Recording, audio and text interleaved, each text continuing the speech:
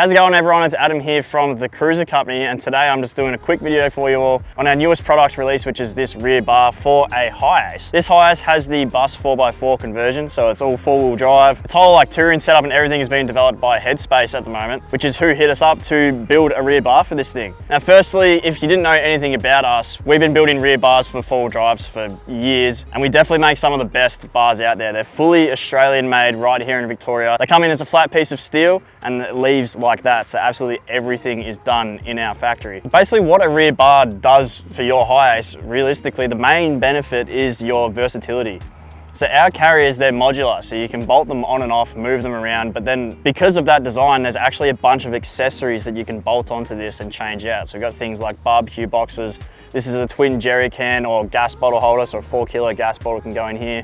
Got your spare tire holder. You can still fit the spare tire underneath with the bar, so if you wanted just even more accessories but you only wanted one spare, then you can still leave it under there. Having it on the back is always nice though, because you can put things like a bin bag or something like that. But yeah, basically the carrier options just opens up a huge range of versatility that you normally wouldn't have if you didn't have a rear bar. Then the other key benefit to this is the protection. The main one being this side here. So this is all 5mm steel, which is really thick steel, which just means it's strong enough to take the hits. Anything thinner and it's going to bend, and without proper bracing, if you have a thin material, it's going to push into the car and essentially you may as well not have it. So this is 5mm steel. It's got all bracing built into it here, so it's just really strong and really solid. The quarter hoops here, if you're ever against a little bank or something, it will hold the van off of the bank rather than just let it sit on it, so they are actually very important. So leading into that, the carriers, they need a whole bunch of bracing in here to make it strong, because obviously once you load these up with, say, 2 jerry cans full of water, that's now 40 kilos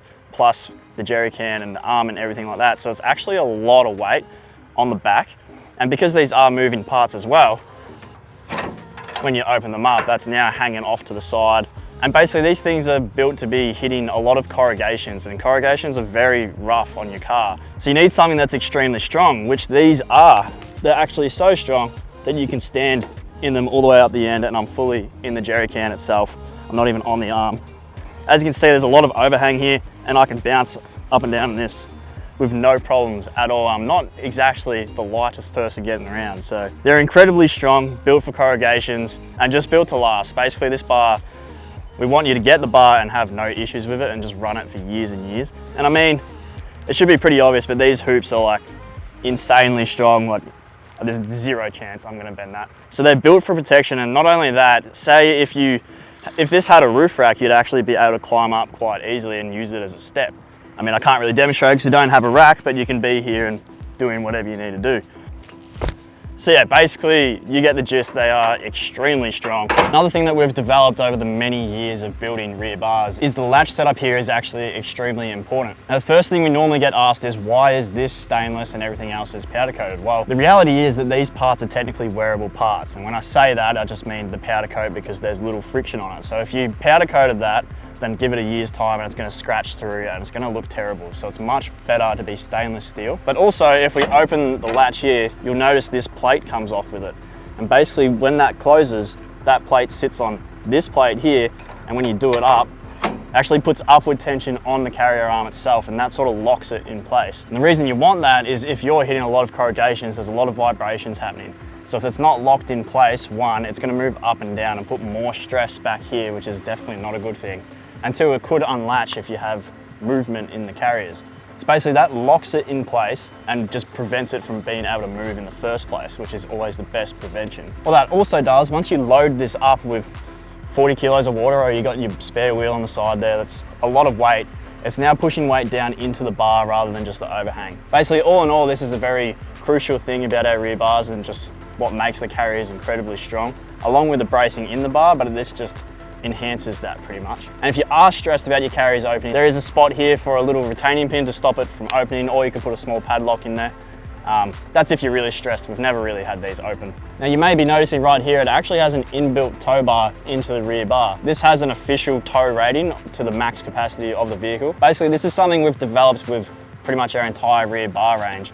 And it allows for, one, the design of the bar is much stronger, because the tow bar itself is actually one piece of steel, one piece of SHS that goes all the way through. So it's from side to side is one bit of metal. It just makes it really rigid. And then it also Allows for higher clearance, because say if you're just coming down off little steps or something like that, having the tow bar up higher means that you're going to be able to miss it. Got a spot for a trailer plug here. You've got chain points in here as well, and 2 Anderson plug spots over here if you wanted to. Basically, you can do whatever you want in this area, just mount anything that you'd like. This has been a really popular design with all of our rear bars.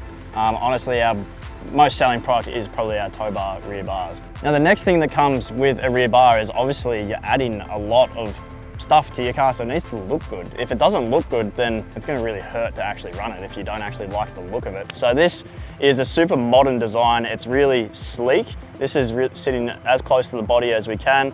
We've got our wings here. They've got tapered wings, so it kind of keeps it feeling a bit narrower, like this plate here, rather than just squaring it off and making it look bulky.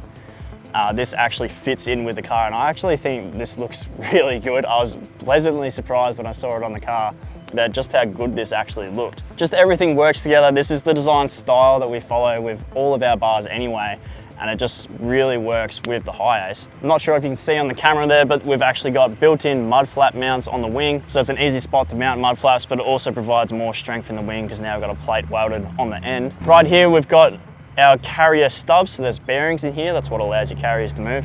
And then we've got billet dust seals on the bottom and billet dust caps. And it just looks really nice and really modern, having that bit of machine billet there. This has O-rings in here, so it actually seals better than what a traditional dust seal would. We've never had any issues with them, and they look awesome. Just whilst I'm looking at it, I just remembered in the jerry can, there's actually a number plate light tucked up in here, and the cables are run down there, so you still have a number plate light on there. If for some reason you want to run 2 spares because you've got big tanks under there or something like that, we have a plate that mounts off the spare wheel to mount your number plate. That's pretty much it. All the info on this is available on our website. It's linked down below. As I said, this is a bus 4x4 converted Hiace, but it actually will fit any Hiace. If you actually want to see more of this build, go check out Headspace Campers. This is their car, and they will be building everything inside of it, including a pop top and everything. It's actually going to be really cool. So that's pretty much it. Thank you all for watching, and I'll see you in the next one.